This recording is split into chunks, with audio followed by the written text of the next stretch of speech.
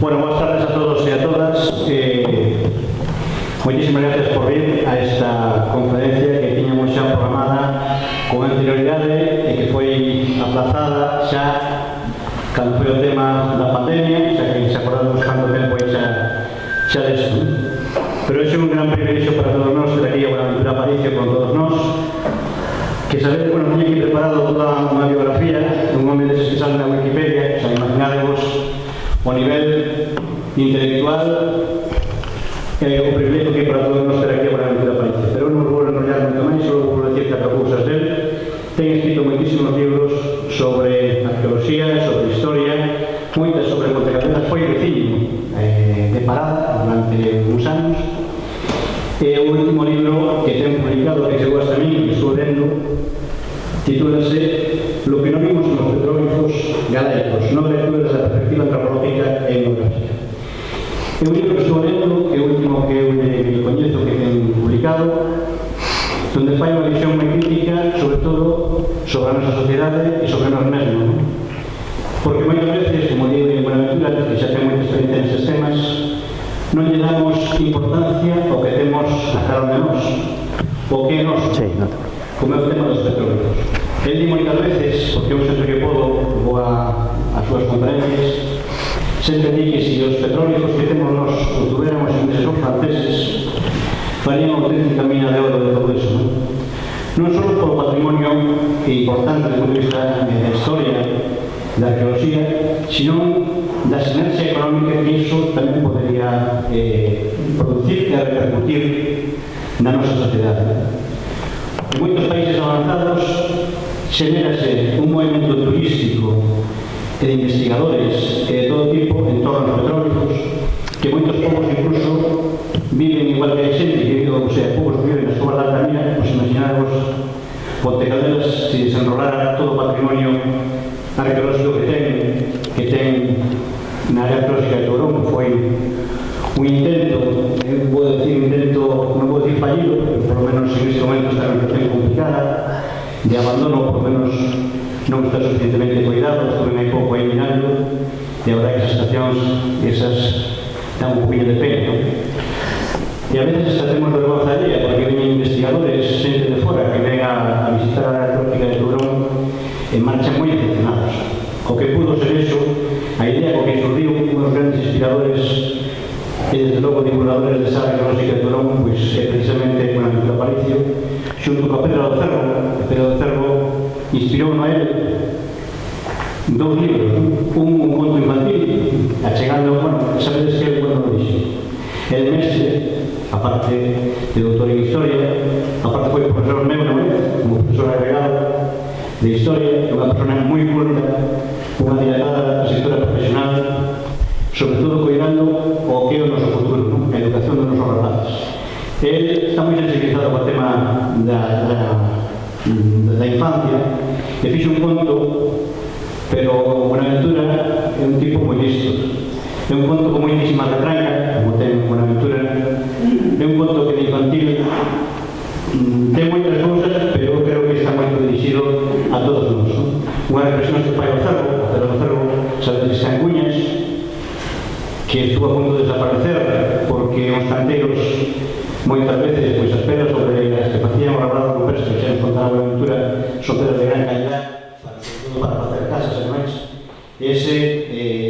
Ese grabado, ese petrólico con un cerro precioso, pois ten un buraco feito por un canteiro que no último momento, por debeus arrepentir ou sabe Dios que, xa nos contará tamén seguramente, ao final decidiu indultado. Pois a raíz de eso, fixo un conto infantil moi bonito sobre ese cerro que fala con a fada e comenta unha serie de reflexións que eu creo que a sociedade debemos facela en noso conxunto.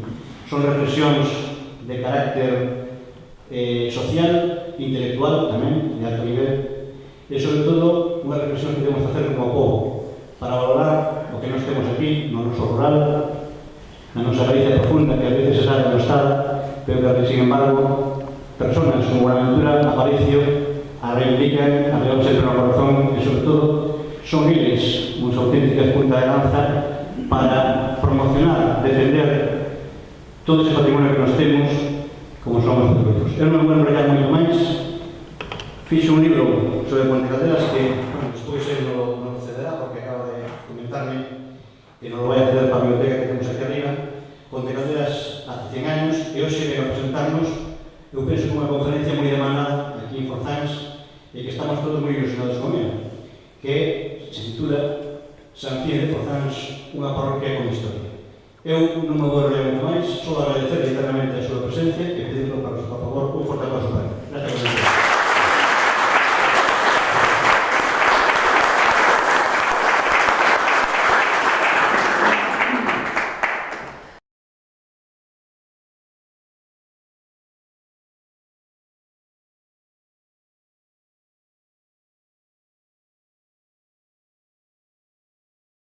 Ben, boas tardes a todos e todas por estar aquí.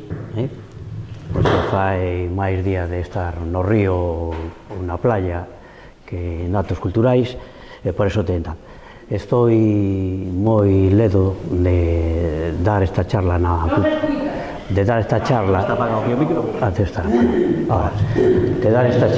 Cultural de Forzans, porque este é un sitio de sociabilidade, é un sitio de acollemento onde calquera persoa se atopa cómodo. Entón, xa penso que isto pode ser, como dicía en Casablanca, o comezo dunha fermosa amizade. Bueno, vamos a falar da historia desta parroquia que é pouco coñecida, verdad? Sanfís de Forzans é das parroquias, podíamos dicir, modestas de Ponte Caldelas, porque por habitantes, por outras cousas, aí iso hace máis población. Tourón é unha parroquia que colle o polígono Arrigosa, que colle Vilarchán, entón Sanfís está aquí no extremo final e a población é a que é, 100 e poucos habitantes, non? Ben, pero iso non quere dicir nada porque é unha parroquia con unha historia descoñecida pero moi antigua.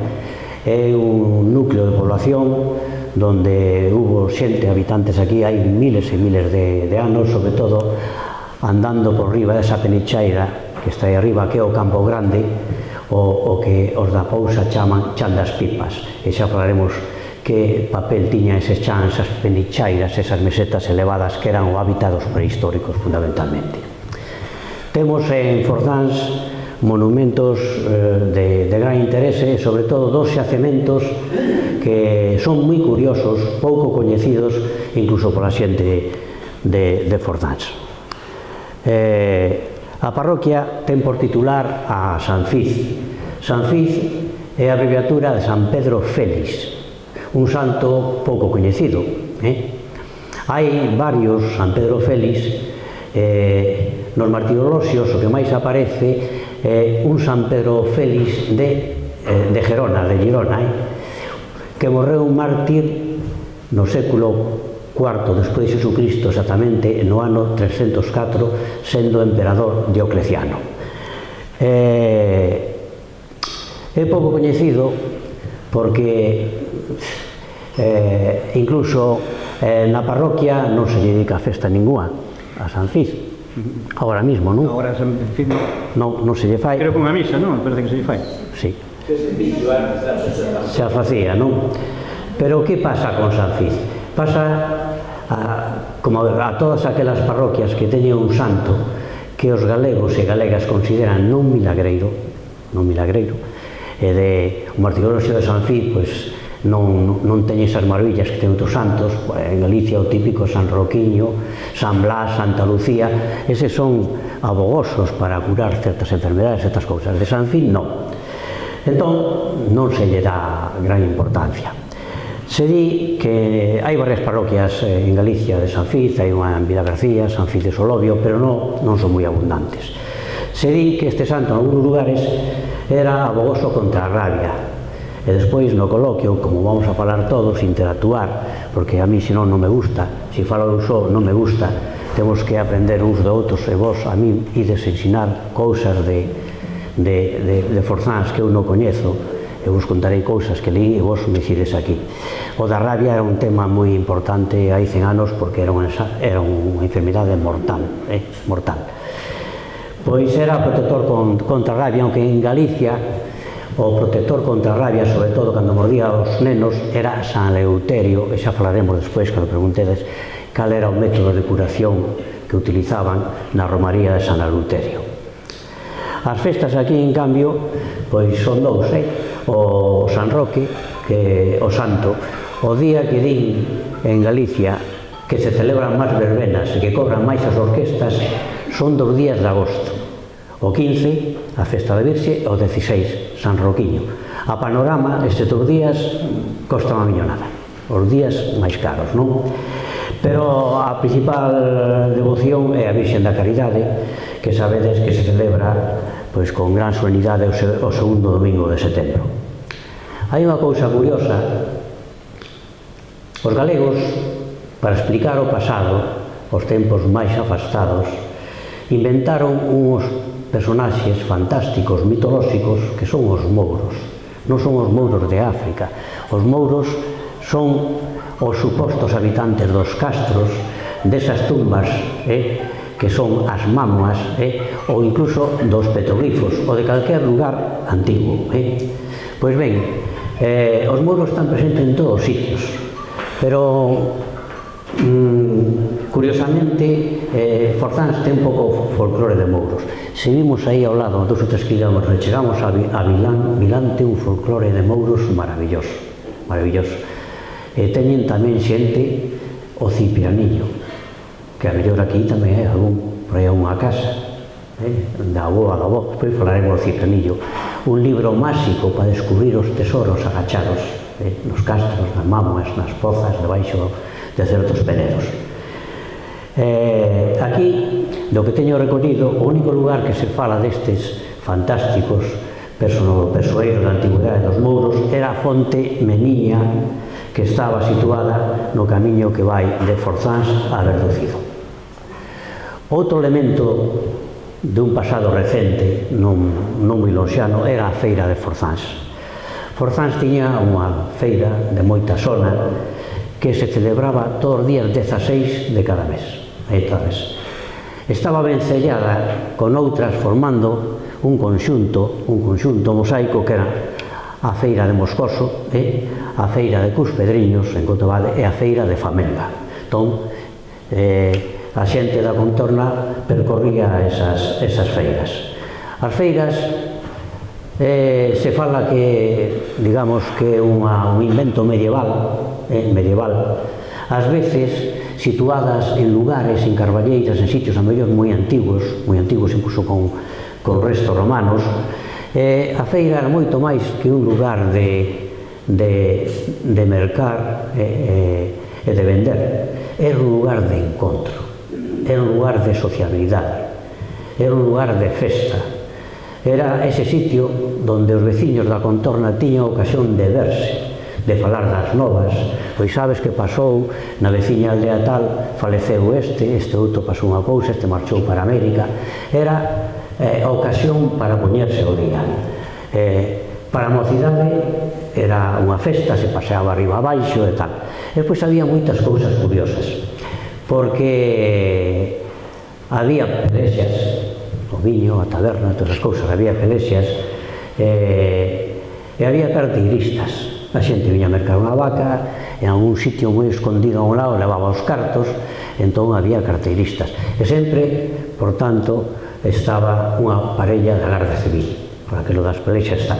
Unha cousa moi curiosa que está nese libro é que nesta feira de Forzans a veces se tiñan incautado revólveres. A altura de hai 100 anos, entre 1900 e 1920, era moi frecuente que na casa o vello patrón tuvera un revólver, non unha pistola, o revólver outra cousa distinta.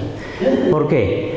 Había poucos anos que acabara a guerra de Cuba, no ano 1898, e a matar moita xente, pois de escondida, trouxe pistolas. E despois, revólveres. E despois viñan tamén de contrabando por Portugal. Entonces, de vez en cando, a Garda Civil facía un cacheo e tal, e incautaba 2 ou 3 revólveres.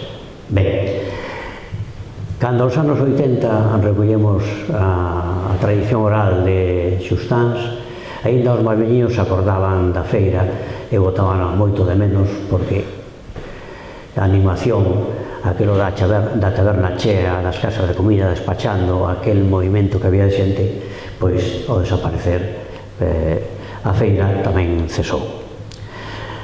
Dentro do patrimonio da arquitectura, o máis destacado, o máis sobranceiro é a mansión do Coto, que ten nas esquinas unas garitas. Outro día, cando fomos de paseo ao río, dicía un veciño que fora cuartel da Garda Civil. A mí non me cadra que fora cuartel da Guardia Civil. Seguramente esa atribución por parte de algúns é debido a esas garitas, porque os cuartéis da Guardia Civil que se conservan antigos, por exemplo, que está en San Xurxo de Sacos, xa abandonado ali, a beira da carretera xeral, se ve tamén ten garitas, claro, garitas posto de centinela, posto de defensa. Pero aquí, os cuartéis da Guardia Civil soían estar na cabeceira de comarca, no pobo principal, non unha aldea pequena como esta, non me cadra, a non ser que hubiera algo singular por aquí que justificara aí un posto pequeniño.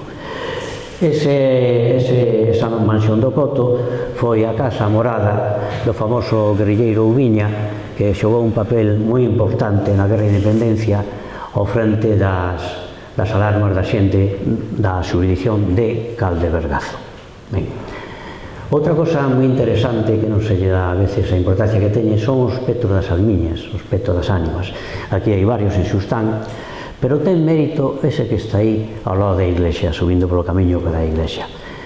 É un peto de ánimas do ano 1850, o sea que ten máis de 150 anos, ten mérito polo seguinte: estes petos de ánimas teñen no corpo central un retábulo que moitas veces é de madeira.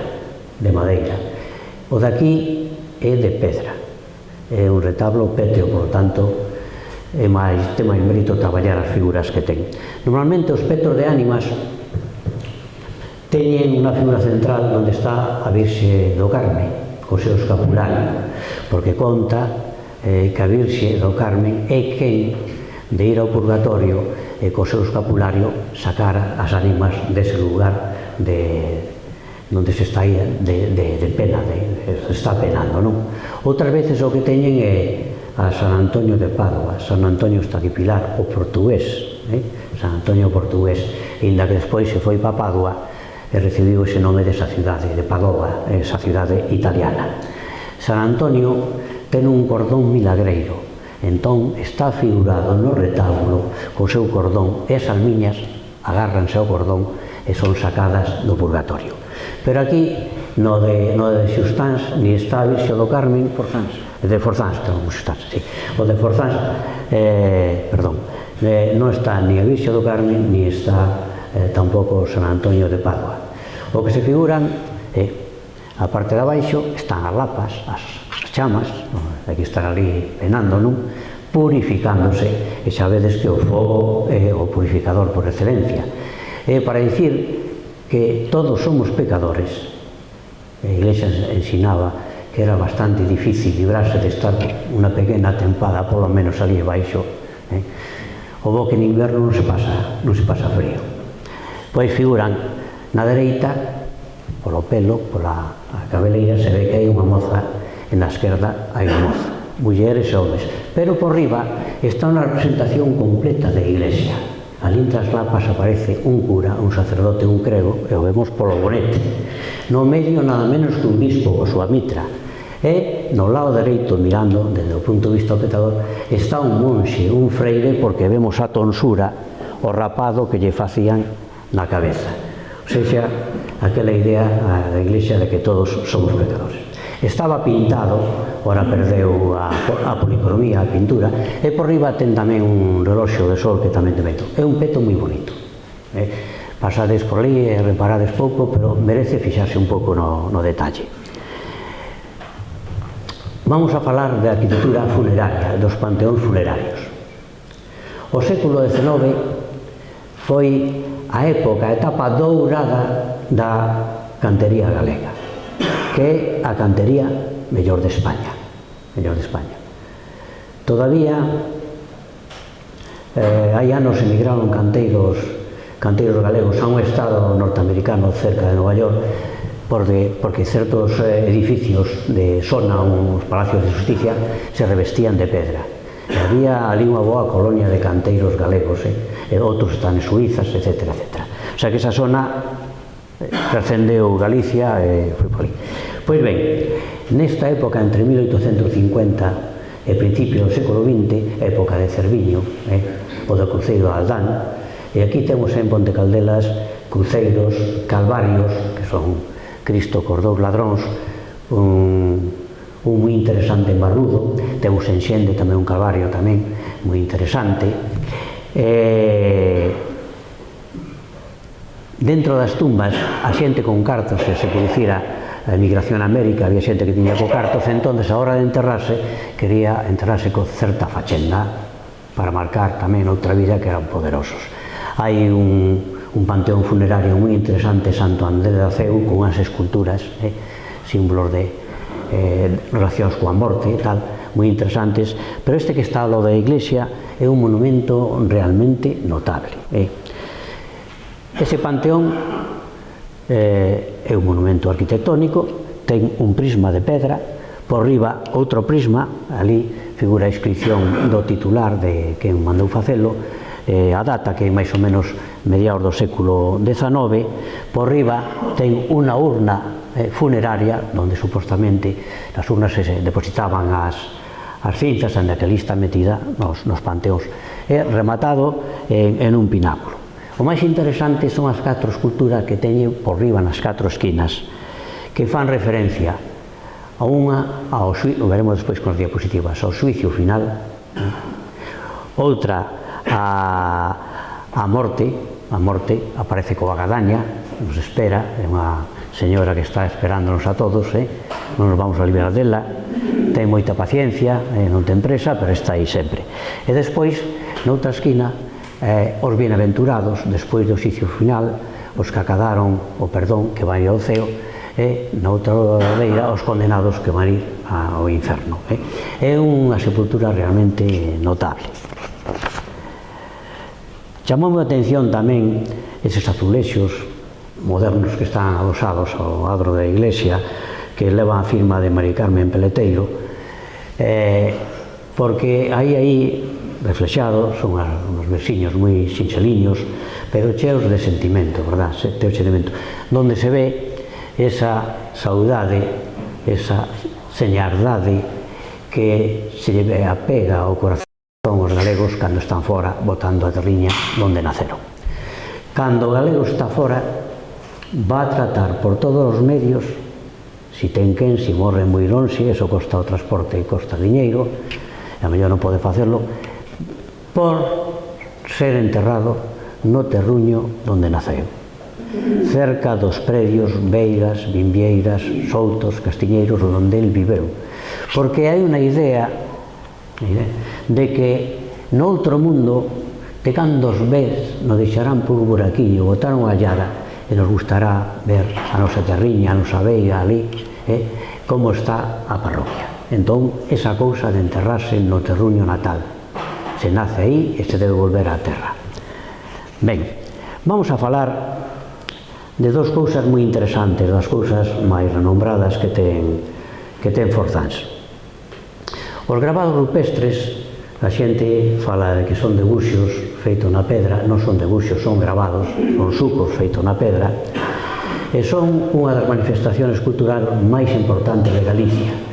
E digo porque en outro lado non hai gravados. Aquí están feitos casi todos sobre pedra de granito, moi poucos sobre esquisto, sobre xeito, pouquiños. Fora de Galicia, por exemplo, na meseta, non abunda o granito, entón, incluso o País Vasco non ten petroglifo notable. Os mellores de España pois son os que están aquí en Galicia, no norte de Portugal. Aí hai unha serie de figuras que a xente non lle deu importancia, xa explicaremos por qué, porque eran difíciles de entender, e porque pensaba que as fixeran sus antepasados próximos, sus avós, sus bisavós, e tamén explicaréis despois por qué.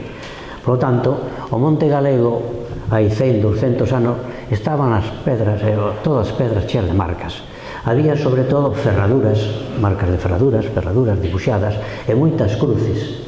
E despois pociñas, coviñas, cazoletas, que servían para remarcar calquera cousa notable, un manancial, un camiño, o límite dunha aldea, estaba todo remarcado.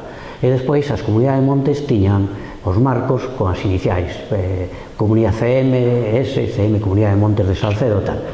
Como estaba demarcado todo, a xente pasaba por ali e vía os gravados antigos, os gravados prehistóricos que teñen 4.000 anos e non lle prestaba ninguna atención. Decía, bueno, son cousas de os nosos vellos que andaban cogando, viñan por aquí, e como algo, todo o mundo sabía algo de cantería, collían o cincel e como dándolle con a maceta facían esas figuras. Pensaban que eran cousas de seus parentes próximos, non dos homes prehistóricos de hai 4.000 anos.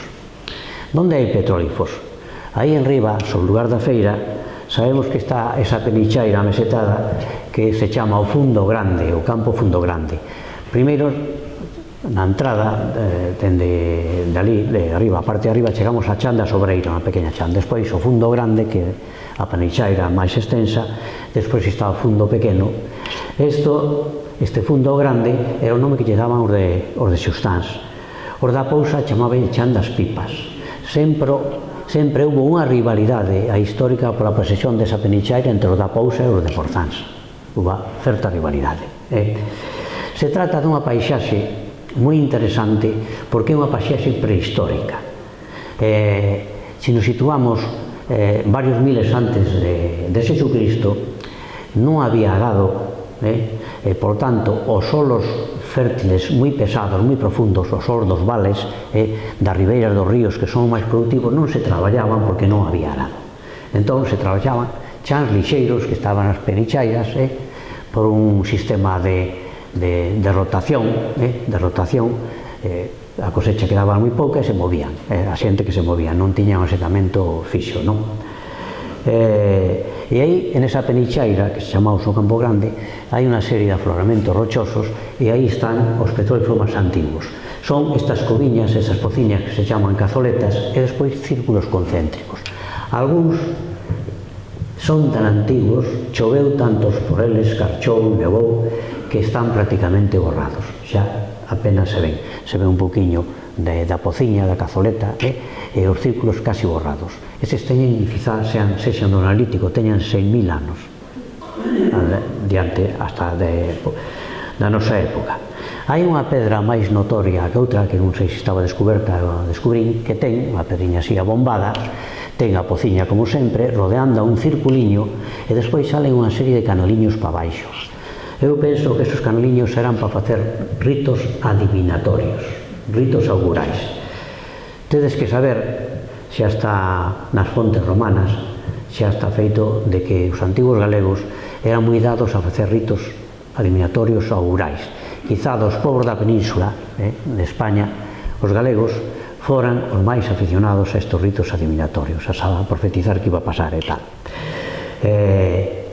Queda constancia un santiño, San Martiño de Braga, San Martiño de Panonia, de Hungría, que cristianizou os suevos.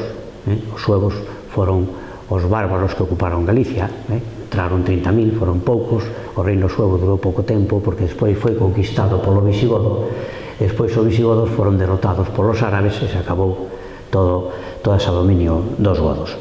Pois San Martiño, no século VI, nun libro que escribe en latín que se chama De correctione rusticorum, da corrección da superstición dos rústicos, dos aldeáns, porque facían ritos de adivinación nas pedras, e só condena como superstición.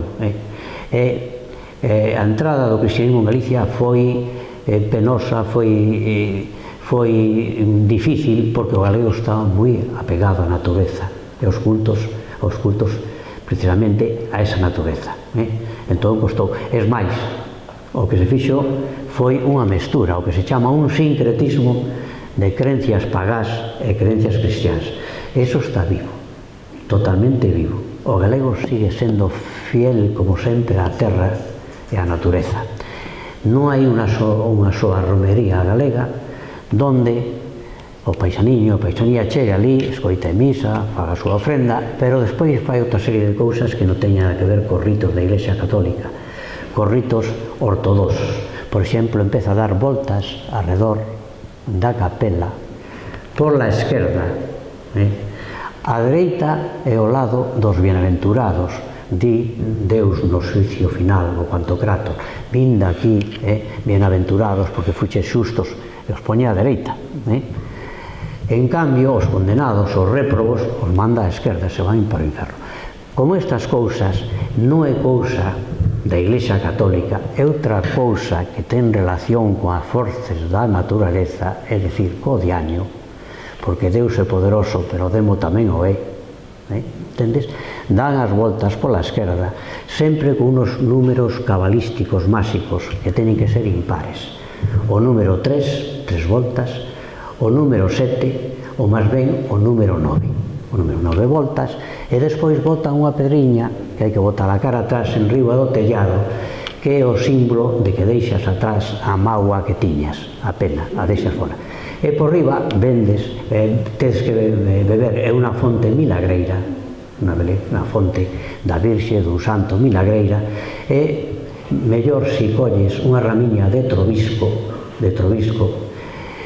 que é unha planta que ten, é unha planta purgante, que purga, por lo tanto elimina o mal, e que protexía contra as olladas, o mal de ollo e certas cousas. Pois eso se fai en todas as romerías, está vivo o paganismo en Galicia, mesturado co catolicismo. Ben, de que isto de adivinar foi moi común, vemos as famosas pedras de Avalar, a máis coñecida da Virxe da Barca, a de Muxía, pero aquí había outra en Tagodelo. Por toda Galicia hai centros de pedra de Avalar. Ora xa, menos a de Muxía, que por certo que partiu, pois xa non se vai a facer ese rito, pero hai 100 anos sí se iba. Que se facía? Como estaba a xente normalmente en América, ás veces se perdía o rastro, deixaban de mandar cartas, pois a mellor deixar a muller aquí, se xuntaran con outra, deixaran de escribir, entón a familia quedaba anguriada, non? E querían saber, levaban 10, 15 anos sin recibir noticias novas e cartas, se estaba vivo o seu marido, o seu pai e tal. Iban a Pedra de Avalar e facían a interrogación. Está vivo o meu marido, o meu tol? Entón trataban de mover a pedra. Se a pedra avalaba, era sí, afirmativo. Se a pedra non avalaba, era non, era negativo. As pedras de Avalar, os ritos adivinatorios. Na finca do Barón, aí arriba na finca que é propiedade de Inés Núñez del Monte, hai unha pedra extraordinaria. A pedra que eu baticé como do Barón, porque me contaron a historia dese habitante que vos vides contar máis cousas, e din que era un canteiro, que visto, coñecía esa pedra, a vista dos gravados que había ali, que hai gravados de todo tipo. Esa pedra é o que se chama un palinxesto, unha tábua de gravar permanente. O palinxesto se borra e se grava, aí non se borra, se gravou, pero se gravou durante 4.000 anos. Dende 2000 anos antes de Jesucristo hasta, supoñemos, que foi o Barón, que din que era canteiro, e gravou as últimas figuras modernas. Unha pedra extraordinaria. É a pedra con gravados máis extensa de toda Galicia. Galicia ten ahora mismo máis de 3.000 pedras con gravados catalogadas. Solo unha se lle achega, pode ser en superficie, en extensión tan grande, que unha pedra extraordinaria que é do Monte Tetón, que está en Tebra, en Tomiño, que ten as combinacións circulares máis grandes de Europa. 70 círculos alrededor dunha cazoleta que miden 2 ou 3 metros de longitude. Pero esta pedra, para mí, é máis extraordinaria, gracias a que Inés, no ano 2006, nos deixou o arqueólogo Antonio de la Peña, conservador de arqueoloxía do Museo de Pontevedra, agora está xubilado, é un dos mellores coñecedores dos petróglifos de toda Europa. Pois Antonio e un servidor pasamos aí varios sábados durante 2 meses estudiando esa pedra. E penso que a pedra mellor estudiada de Galiza. E poderá ser mellor estudiada cando se lle faga un traballo, un estudio con o método máis moderno que hai, que é a fotogrametría. A fotogrametría é unha foto que despois se procesa con un programa de ordenador e que permite ver figuras xa borradas prácticamente, que non se ven coa vista ni con unha lanterna. Entón o día que se chegue que se faga un estudio fotogramétrico, vamos a ver figuras todavía que nos vamos a levar moita sorpresa. Que hai aí? Pois aí vemos as cazoretas esas, as coviñas, vemos multitude de cruces, vemos círculos, círculos simples, un solo círculo, 3 círculos con a coviña no centro, 5 círculos, círculos de variado número de circunvalaciones. Hai tamén unha especie de un que parece un cometa, unha estela, e o máis chamativo é a representación dunha pegada de pés. Están grabados unhas huellas, unhas pegadas de pés, o que se chaman científicamente podomorfos, podólogo, pés, morfos, forma de pés. Son moi interesantes, están paralelos, é un pé dereito e un pé esquerdo. Está na parte de arriba da pedra mirando cara ao val. É unha talla pequena, corresponde a un número 30 máis ou menos, e estas figuras hai poucas en Galicia. Son moi coñecidas a que está en Monteferro, un monte que está sobre Bayona, e hai nas de dous tipos. Unha que teña a representación dos dedos, teñen os dedos figurados, e outras que non teñen os dedos. Se non teñen os dedos, quer dicir que os pés estaban calzados. Se teñen os dedos, estaban descalzos. Despois tratarei de dicir que se dice, que sentido tiñan esas figuras e o que lle dou eu e alguna cosa máis. Se fala, en Galicia, sabedes, país de celtas e tal, como os finisterres atlánticos, igual que Escocia, que Cornualles, etcétera, etcétera. Falaremos despois deso coas diapositivas.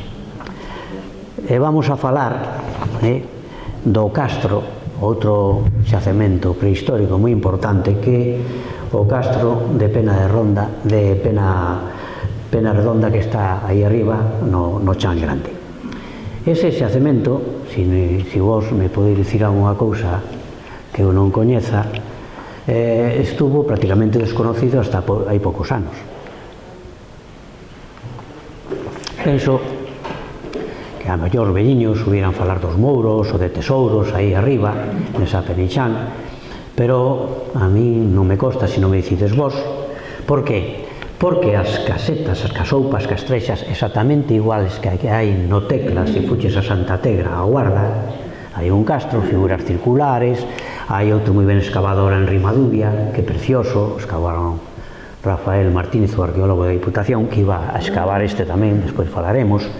Pero este é distinto, hai un misterio aí que temos que desentrañar.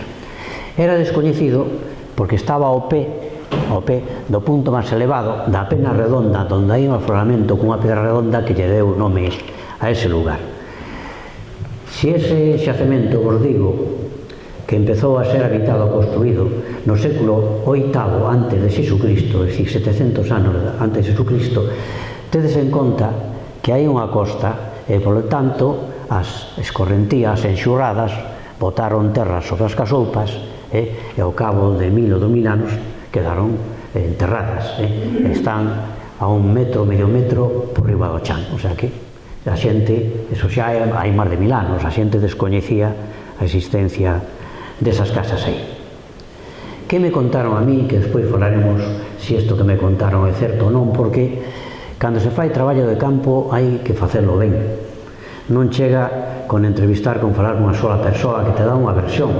Hai que falar con varias e ao final, con unha con outra, recompós máis ou menos a historia, máis ou menos.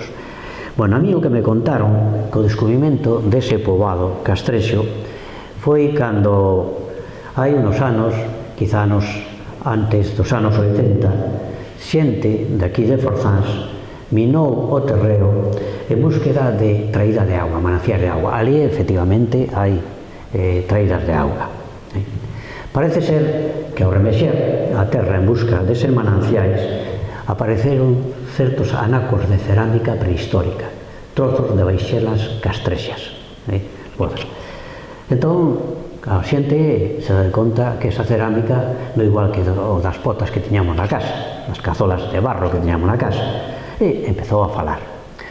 O Ruxe nas aldeas funciona, é Radio Macuta, funciona exactamente, estas cousas chama moito a atención, porque hai unha tradición en Galicia de que os antigos eran moi ricos todos, sobre todo eses mouros fantásticos, que na antigüedade o ouro abundaba, vamos, había ouro por todos lados, e por tanto eses lugares tiñan ouro enterrado, non? E o do ouro chama moito a atención, o metal precioso. Total, que chegoulle a noticia da aparición deses anacos a doña Albertina Bollosa, veciña da Pousa e muller dun médico xa falecido, don Aquilino, e tal. Doña Albertina pois era lida e tiña moita afección á arqueoloxía. Se chegou ali, cando veu os anaquiños, en la que tiña conhecimentos, se deu conta que eran anaquiños prehistóricos. Entón, colleu xente, e foron ali, cos sachos e co pico, e se puxeron a cavar onde estaban os anaquiños. E dese xeito descubriron unha vivenda, unha casoupa castrexa, despois os enseño como era, parte de outra. E recolleu tamén trozos de cerámica e un trociño de metal, de bronce, que seguramente é un cachiño dunha pulseira, empezou o Ruxe e chegou ao Museo de Pontevedra, Alfredo García Lén, e mandou xente do equipo de arqueoloxía que se chama Alfredo García Lén, e cando foron ali dixeron: vimos aquelo, é unha cousa rarísima, ten unhas casoupas castrexas, pero non un castro. En Galicia hai catalogados máis de 1500 castros, son poblados da Idade de Ferro, empezan a facerse no século IX antes de Jesucristo e chegan hasta despois de Jesucristo. Durante 1000 anos os galegos fixeron castros, pero os castros, o normal, se define un castro como un poboado fortificado no alto dun outeiro. Está nun punto elevado, fortificado, ten murallas, ten foxos e parapetos para defenderse, porque había guerras, había liortas entre castros. O estar nun outeiro porque o castro ten varias funcións: dominar todo o terreo, visibilizar os campos que están no val, no fondo, controlar as vías de comunicación de chegada se chegaba xente, para controlar todo o territorio. Este está metido en un sitio sin defensas, ni murallas, ni fosos, ni parapetos, ni ninguna visibilidade. Dende ali non ves nada. Entón, dixeron: bueno, isto é un castro, pero non un castro. E veu aquí xente a investigar. Total, que no ano 2003 un arqueólogo que estaba facendo a tese doutoral sobre os castros galegos, Alfredo González Rival, moi preparado, mirou as cerámicas que estaban ali no Museo de Pontevedra e o trozo de bronce, dixo: vou a excavar ese castro. Pediu permiso ao patrimonio, deronlle, con os rapaces, veu no mes de marzo, no mes de agosto do ano 2003 a facer simplemente unhas catas de sondaxe, non unha excavación, facer unhas catas de 6x6 para ver o que había aí. Efectivamente, xa descubriron completamente as dous vivendas castrexas, atoparon outra construción que veremos despois, e se deron de conta que non era un poblado, como dicían, non foi un poblado que iban a facer un castro, pero deixaron sen acabar, empezaron con dúas vivendas, marcharon ali e non fixeron as murallas, non fixeron nada de nada, marcharon. Aí pouco tal. Non descubriron que foi un castro de longa habitación. Aí houve xente durante 800 anos, pouca xente. Eles só descubriron dous, pero calculan polo tamaño que é ali que debe haber unha dúcia de vivendas de casoupas castrexas. E hai, polo tanto, materiais, cerámicas do século VII a.C., do século V e do século I. Despois se especulou que no século I a.C., que é a época do Tecla, se abandona e se supón que se foron para o castro de Gaxate, que está aí ao lado, que ese sí que é un castro xa como todos os modelos. Nun outeiro, ten murallas, ten un fosio, está defendido por un terraplén cara ao río, oita ben por un lado, deu unos materiales maravillosos, unas esculturas, as entradas das casas con os hogueados, dúas cabezas castrexas. Era o tempo da República, foi expoliado, e sabemos de xente exactamente de conserveiros, por medio dun corresponsal do Faro que está aí, tuveron lugar eses materiais do Gaxate, se foron para certas casas de Vigo. Ano 30, o patrimonio se cuidaba daquela maneira, non había lei de patrimonio e tal. Ese castro, donde estaban as antiguas escolas, por a parte de atrás, que despois había ali unha tenda, non sei que había ali, de libros e tal e cual, aí foi onde se escavou e se sacaron tal. Pero hai moito máis, hai moito máis. O día que se escabe ben, os machados de bronce, os materiais metálicos e as figuras, incluso a arquitectura, escultura castrexa que se poden atopar, pode ser unha auténtica maravilla, unha auténtica maravilla. Vamos avanzando. Lendas. O Campo Grande, aos pés de Penarredonda e Sachans, ten moitas lendas. Esas lendas, como lugares dos prehistóricos antigos, nos falan de existencia de tesouros de ouro, pero máis, aquí se coñece máis esta lenda na Pousa, máis que aquí en Forzans. Falan unha lenda, fai referencia ás tres pipas, que é unha cousa moi curiosa. As tres pipas son tres rochas que están situadas sobre un outeiro.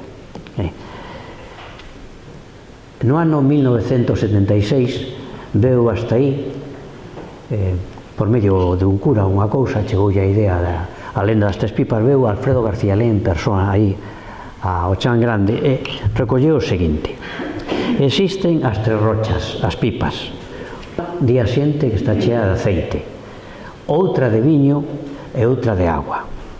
Algúnas mulleres, non sei se eran da Pousa, algúnas da Pousa, algúnas a mellor eran de Forzán, vou dicir os nomes, e ten que ser xente moi maior, porque senón xa non se recordan. Algúnas mulleres oían voces dentro das pipas, pero só algúnas podían escoitalas, tiñan que ter ese don. Eran deste nome, a ver se vos, se son algunha daqui, se chamaba unha Rosa de Adrián, pode que fora a Pousa, Adelina co alcume de A de Estrela e Herminda da Pousa. Estas tres eran as mulleres que iban ali. Aquí iban ali as tres pipas, pois iban porque querían descubrir o segredo das pedras e dicían que rezando e facendo certas cousas sobre a pipa que contiña aceite, non é a única pedra en Galicia que se di que ten aceite, podían sacar ese aceite para ofrecérselo e iluminar ao Cristo. Querían facer un donativo ao Cristo. E dicían que indo aí e con esa oración podían conseguir sacar ese aceite. Bueno, non sei se a coñecida esta lenda das tres pipas. Eu conozco iso, pero non era aceite. Dicían, como a pedra tiña outra plata. Si, esa é o clásico. Esa é o clásico. Si. Si. Xa, si, si. Esa é o clásico, pero aquí a Alfredo García Lén contaronlle esta outra cousa. O clásico é o seguinte: as tres traves. A trave é unha viga, normalmente vencellada sempre a un xacemento arqueolóxico, un castro, unha mámoa. Se di que hai tres traves. Unha trave é de ouro,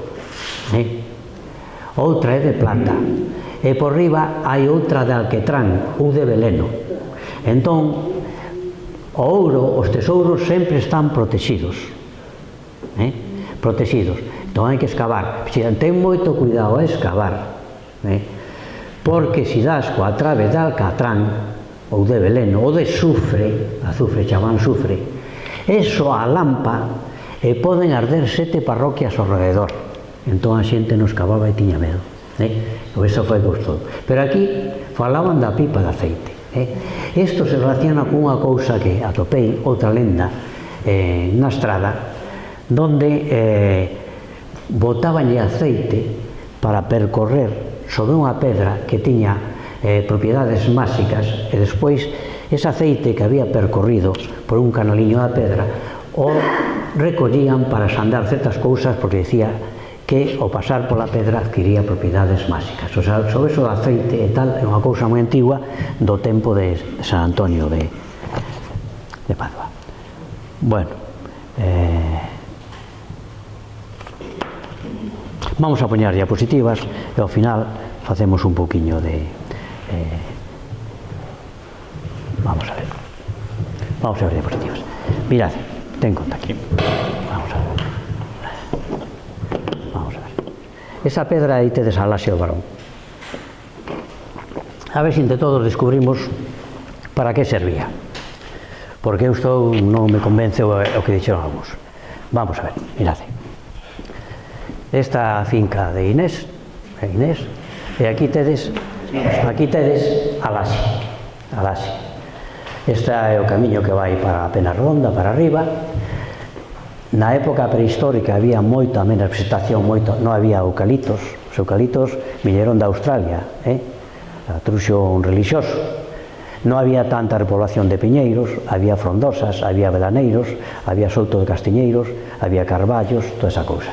Pero non había isto. Entón, dende aquí se miraba todo o val do Oitavén, todo por abaixo, porque estas pedras teñen que ter visibilidade, vale?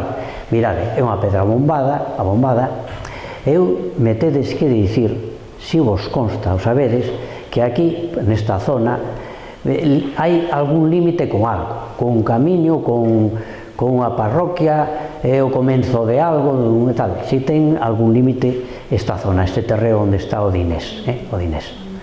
Mirad, pasa. Mirad, esta é a pedra toda, aquí empenada, é unha superficie moi grande, está toda chea de petróglifos. Aquí arriba están unhas pozas que seguramente a xente utilizaría para recoller auga de chuvia, como se fa en todos os lugares onde hai pociñas de agua, ao lado dunha capela dun santo milagreiro, recollen a auga, levan para casa, porque din que teñen propiedades, xa que está ao lado dun santo, non? Aquí despois está cheo todo de circuliños, cazoletas, aquí están unhas cruces, as ferraduras, toda a cousa, aquí estaba unha especie de cometa e aquí gravou o Barón, as últimas cousas. Pasa. Mirade, aquí está a pedra. Por este lado, como pasou sempre, os canteiros cortaron a pedra donde remataban as figuras para facer este muriño. A pedra era boa, pero os canteiros, os seus pais, os avós, lle dicían: as crenzas son libres, é como a fe, hai xente que acreditaba nas crenzas dos vellos e xente que dicía, eso son parvadas, o sea, que eso é libre. Por tanto, hubo pedras con petróglifos que chegou un canteiro que dicía son parvadas e a boa pedra era pedra de granito fino, entón se cargou a pedra con petróglifos fora. Pero outros, como lle dicían, que era cousa dos mouros, que os mouros tiñan poderes, que te podía pasar algo malo, que non a mellor non andar remexendo aí. Que facían? Cando había unha pedra boa, pois onde están as figuras que ocupan sempre a parte central, non tocaban nada, pero por os lados, cando se non había figuras, si sacaron. Entón esta pedra está cortada por aquí tedes as pedras cortadas, anduveron os canteiros nelas. Mira, as pozas por aquí arriba, aquí vedes os circuliños, outro circuliño, aquí outro circuliño, mirade ferraduras, unha ferradura, outra ferradura, máis abaixo a cruces, e aquí están os dos pés, o dereito e o esquerdo, gravados aquí arriba, mirando ao val, os podomorfos. O que dicían dous estudiosos da Universidade de Santiago, pero hai que ter cuidado coa imaginación e coa afán de notoriedade, verdad? Porque a mí se me ocurría, se facemos aquí unha ceremonia que nos daba en pé a teoría desta xente,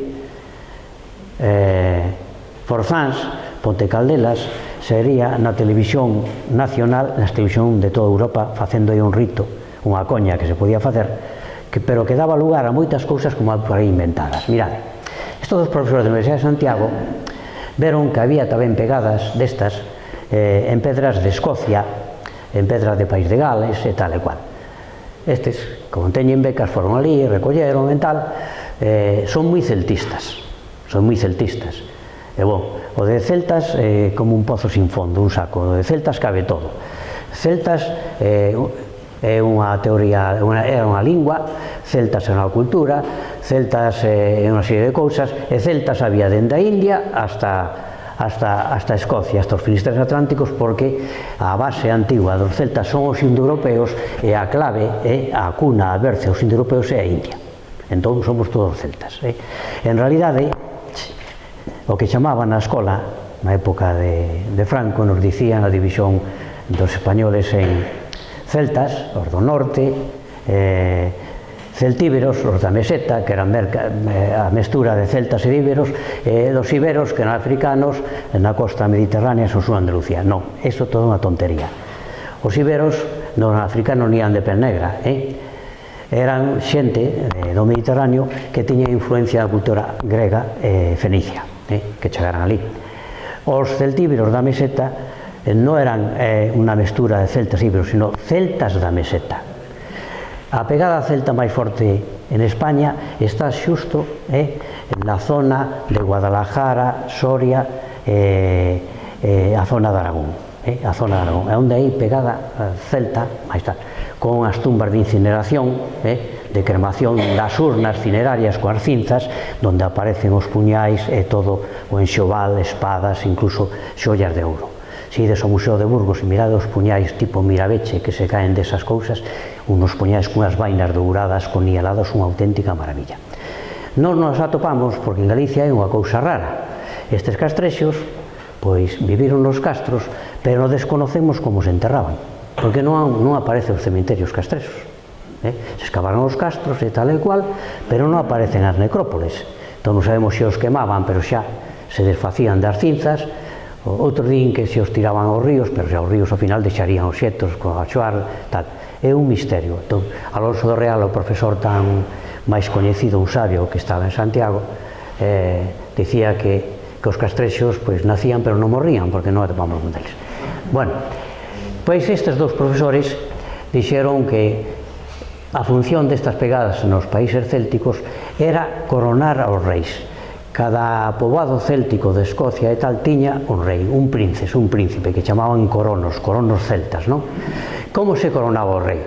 O rei, esa ceremonia que recollen de Escocia, non, en Galicia non está, pois, para ser abrir o rei, e o novo chegaba, o levaba unha pedra esta que tuvera estas pegadas, e o rei tiña que poñer o pé en riba desas pedras, e facer un pacto coa tebra que estaba a seus pés abaixo, e a partir de aí recibía a autoridade que recibía destas pegadas, e facía tamén que a terra fora fértil, é dicir, había unha unión tal, e todo o pobo hincado de rodillas diante do rei que tiña posta o pé sobre aí, o recoñecía como rei.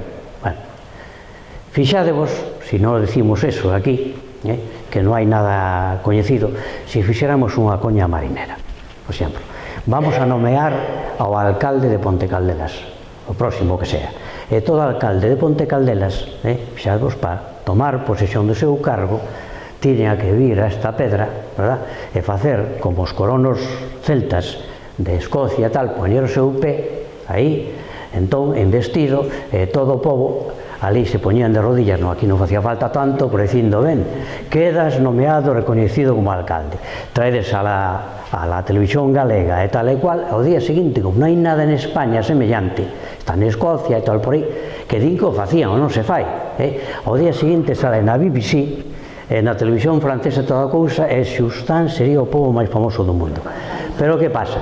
Forzans, todo cuidado con Xustans, todo o tempo tengo metido aí Xustans, Forzans, ben, pero isto é unha coña, é unha invención destes dous profesores que, claro, había reyes celtas aquí nas pedras tamén e tal. Por que non hai eso? Porque é unha atrapallada. Se en Galicia hai 1500 castros, cada un tería un príncipe, un xefe, unha cousa, non? E, bueno, non temos 1500 pedras con pés gravados. Hai media dúcia de pedras con as pegadas para tomar posesión como rei. A maioría non están cerca de castros, están lonxe de castros. Cerca de castros non hai tal. Esta sí, tengo de pena redonda aí arriba, nada máis. Entón, se temos 1500 castros, a maioría non hai pegadas desto, tal e cual, non hai ninguna lenda, ninguna documentación, nada de nada, de que aquí ninguén tomara posesión sobre esa cousa, é só a invención de trasladar a cousa de Escocia aquí. Nós somos atlánticos, vivimos nun Finisterre, pero tampouco somos iguais que os escoceses, O sea, cousas somos iguales. Se ti queres facer parecidos aos escoceses, faz unha tesi doutoral e atopas 50 similitudes. Pero pode ver outro señor que fa unha tesi doutoral encontrando 50 diferencias. O sea, non somos escoceses, somos atlánticos, Finisterres, pero nada máis. Bueno, pasa. Aquí tedes a pedra, esos circuliños, todos estes círculos teñen que ver cunha ceremonia seguramente de regeneración feita en primavera para que a terra produza, seguramente. A enerxía circular activa as enerxías productivas, as enerxías activas. Pasa. Aquí vedes, cerca, mira, están moi borrados, cando os fixeron hai 4.000 anos, tiña os surcos moito máis profundos e a coviña feita. Pasa. Aquí tedes os pés, aquí vedes os círculos, pasa. Aquí vedes, estos xa son petrólifos medievais, unas cruces, mira unha cruz, con unha peana, son moi parecidas a este tipo de cruz aquí, é un símbolo tamén exipcio, non ten nada que ver cos exipcios. Entón, as ferraduras e as cruces que se repiten son figuras de demarcación de un sitio, que, por exemplo, se iniciaba un camiño que comenzaba unha aldea, que había un predio, uns apeos, unha delimitación, poñían ferraduras. Normalmente, cando hai moitas, que ese sitio, para demarcarlo, para recordarlo, como se fan nos marcos, como se faían nos marcos das fincas, que cada ano, en tempo dos vosos avós, iban ali a revisar os marcos, con testigos, a ver que os marcos estaban no seu sitio. Xa sabedes que para os galegos o pecado mortal máis grande é remover os marcos. Te di que o que fixera anduvese removendo os marcos das fincas, ese non podía descansar, a un morto desacugado. Estaba condenado a ir na Santa Compaña, por aí por dentro, sin descansar, ata que aparecera alguén e dicía: mira, de vida fui un malo, removí os marcos e tal e cual, por favor vai ali, pon os marcos no seu sitio. Se o parente ou veciño iba ali e poñía os marcos no seu sitio, aí xa podía descansar en paz, pero mentes era un morto desacugado. Ben, pasa. E aquí tedes as cazodiñas, estas deben ser bastante recentes, aquí termina a pedra, vedes, que as poñen por centos, para remarcar esa cousa. O sea, que esta pedra estaba sinalando algo. Este é o carácter que tiñan os pés, porque outro tipo máis listo, o profesor José Carlos Bermejo, que foi o que me dirixiu a mí a tese doutoral, que é un sabio neste tipo de cousas, o relacionaba cos apeos parroquiais, eses pés. É dicir, con un sitio a partir do cual se delimitaba a aldea, o sitio tal. Tedes que tener en conta que, por exemplo, en Barcia do Seixo temos un documento onde os límites da aldea, das propiedades, está demarcada por as mámuas que están ao alrededor. As mámuas, os túmulos megalíticos, os túmulos onde se enterraban. Está en latín, e di tal, de tal mámua, que decía en latín mámula, ata tal mámula, de aquí a lá tal, está demarcada toda a aldea con mámuas. Pois esta pedra estaba demarcando algo. É un apeo, é un límite parroquial. E non sei se vos, alguén, sabe por aí algo que estaba delimitando, que a partir de aí se contaba algo, ou se veía algo. E aí está a función desa pedra e deses pés. Pasa. Aquí tedes os petrólifos do Barón. Aquí tedes, mirade, unha figura con a peana, aquí unha cousa, e aquí máis arriba ten unha custodia tamén, que mira, está moi pouco grabado, están feitos con cincel, hai 100 anos ou por aí máis ou menos. Pasa. Eu descubrín esta especie de escada. A pedra se pode subir tranquilamente porque ten unha inclinación moi sinxela, pero fixades que hai aquí un escalón, está totalmente redondeado, outro escalón, e aquí cortaron a pedra. Foi un altar prehistórico este en seu tempo? Non o sabemos, pero esa pedra foi moi importante. É unha das pedras con máis debuxos e máis interés e máis de Galicia. Pasa. Aquí, ano 2006, mirando uno dos petrólifos, aquí te das as pegadas, toda a cousa, aquí remata. Pasa. O compañeiro meu, Antón de a Peña, despois, poñendo un plástico, con un rotulador, debuxou toda a pedra. É o calco máis grande dun petrólifo de Galicia. É unha auténtica maravilla. Hoxe en día, coa fotogrametría, se vai ver moito mellor. Fixadvos, estas figuras que están sin remarcar son figuras modernas. O que está remarcado en negro son cousas antiguas, canaliños, quizá para facer circular agua nun rito adivinatorio. O máis interesante, que non se ve, Antonio tocaba o tacto, é un artista para facer isto, fixadvos, aquí hai un animal, está sin acabar, por as patas parece un cervo, pero aquí hai unha figura que eu tardei moito tempo en darme conta, é moi interesante porque están representadas de Vigo para baixo, no val Viñor. Aí máis que cervos teñen cabalos, e nós temos aquí escenas de caza de cervos en Tourón, na Pedra do Cervo, e ali teñen escenas de caza de cabalos. Os cabalos estaban asilvestrados, os cazaban tamén, non eran estos da rapa de Saucedo, eran outro tipo de cabalos. Mirade, o cabaliño onde está, porque sei que é un cabalo, mirade, o rabo é longo, aquí o vedes, as patiñas paralelas, a cabeza, pero ten unha lanza clavada aí, tamén, aquí vedes o astil. Este é un cabalo, claramente, que xa te digo, moi pequeniño e moi difícil de ver, pero ten. E despois, como sempre, a xente dos mouros, paganía, cousa e tal, enchete sempre todo de cruces. Hai cruces por todo o sitio, mira aquí unha cruz con peana, outra cruz patada, outra cruz chea de cruces. No camiño de parada, a aldea do Verdugo, cando comeza a aldea do Verdugo, ali á dereita unha pedra cunha cruz como esta con peana. Eu calculo por a pegada do Cicel que non ten máis de 100 anos, o sea, que hai 100 anos todavía andaban demarcando a xente os camiños e as cousas. Pasa. Mais arriba, aí indo para o fundo, ao lado do depósito de agua, hai outra pedra con pegadas, 3 pares de pés aquí, e cazoletas tamén. E aquí vedes, como sempre, a cruz, porque eran cousas dos paganos, dos mouros. Pasa. No campo, no fundo grande, os máis antigos, mirade, as coviñas xa están borradas, e mira, este circo tamén está a pique xa de perderse, porque isto ten 6.000 anos, antes de agora. Pasa. Esta foi a pedra que eu descubrín, mirade, un coviñas, un circuliño, e canaliños para baixo. Vamos a ver outra vista, do outro lado, mirades, seguramente aí, pois fora aceite, fora outra cousa, facían circular con esa posibilidade adivinatoria ou medicinal, unha cousa que non sabemos. Pasa.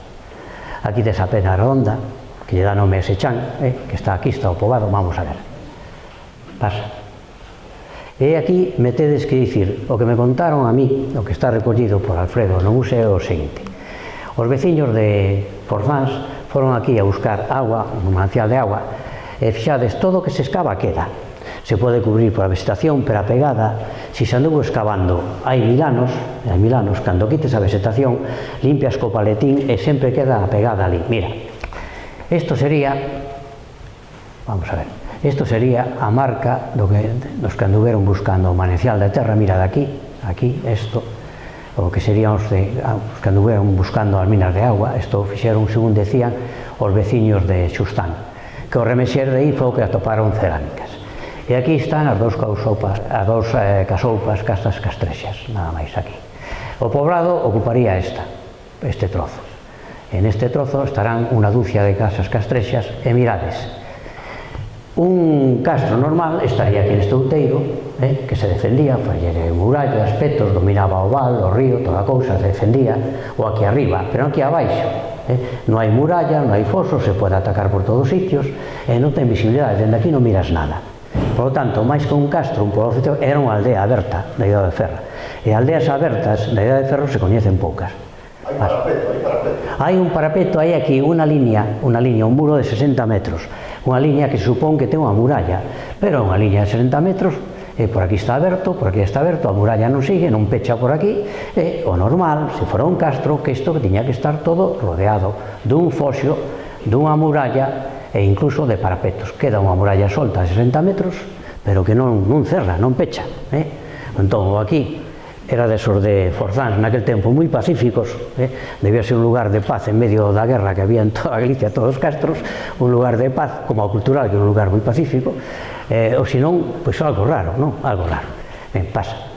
Aquí vedes, despois de excavar, taparon, o deixaron mal tapado, poñen un plástico para que protexa a terra, para que adentro, se pasan 500 anos, cando veñan outros, pois digan, aquí anduveron excavando, xa está excavado. Pasa. Outra castopa, pasa.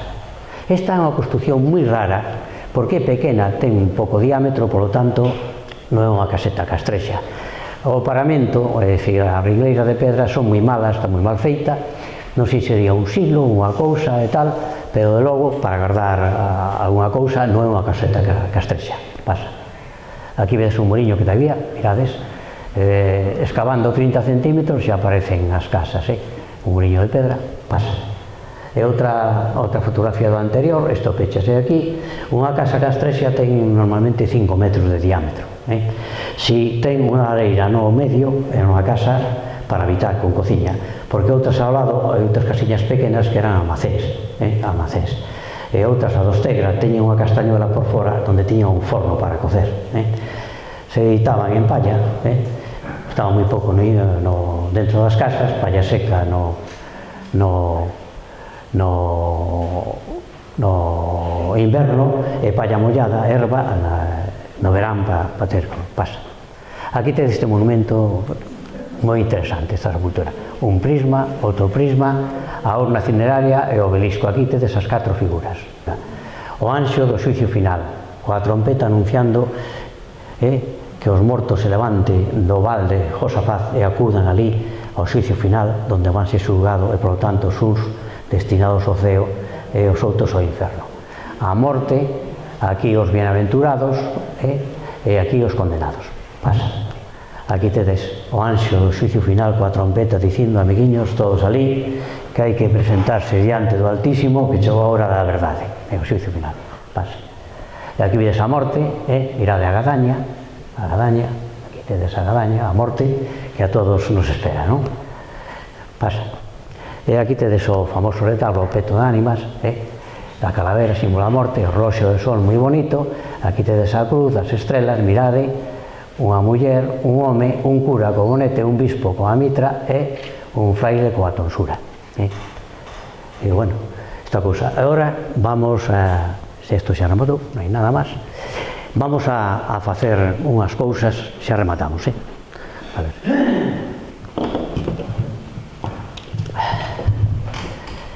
Que facer con pedra redonda e que facer sobre todo coa laxe do Barón? Que se pode facer?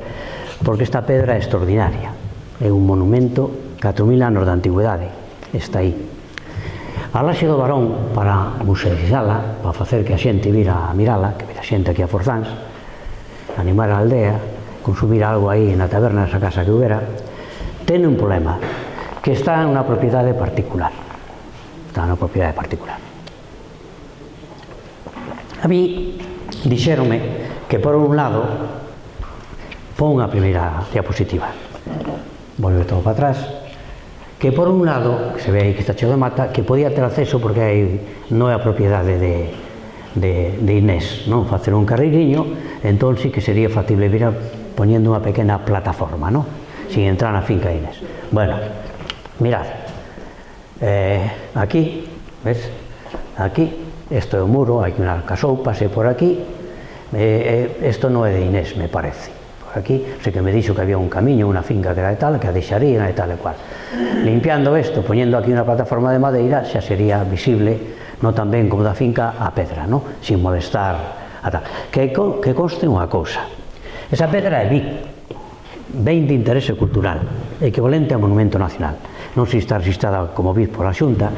Se unha cousa é registrada monumento nacional, hai obligación do propietario de fixar unha data unha vez ao mes para deixar a xente mirala.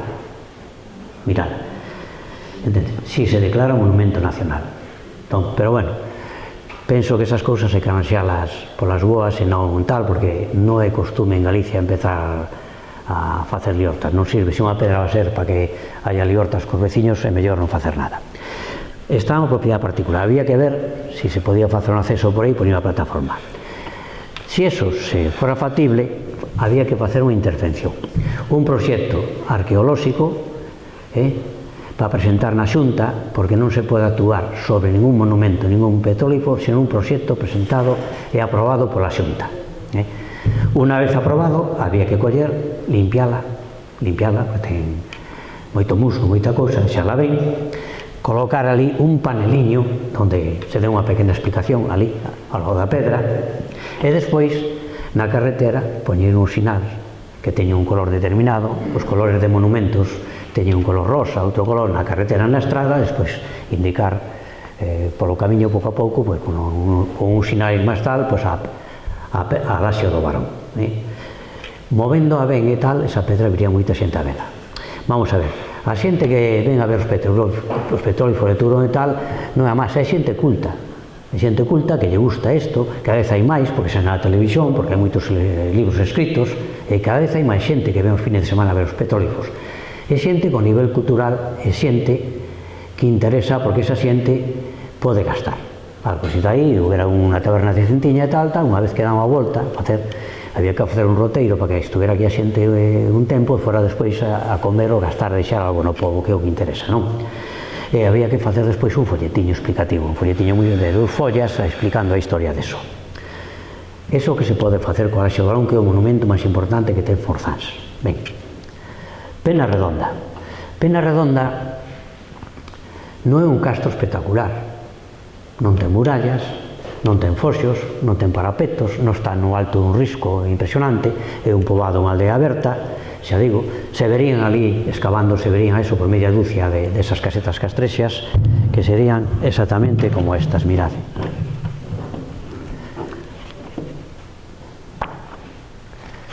Isto é a publicación de Alfredo sobre, a ver se as podes mirar desde aí, isto é a primeira caseta, a ver, vedes aquí, da que está aí arriba, exactamente igual que a do Tecla, unha caseta castrexa, e aí dentro apareceron os anacos de tal.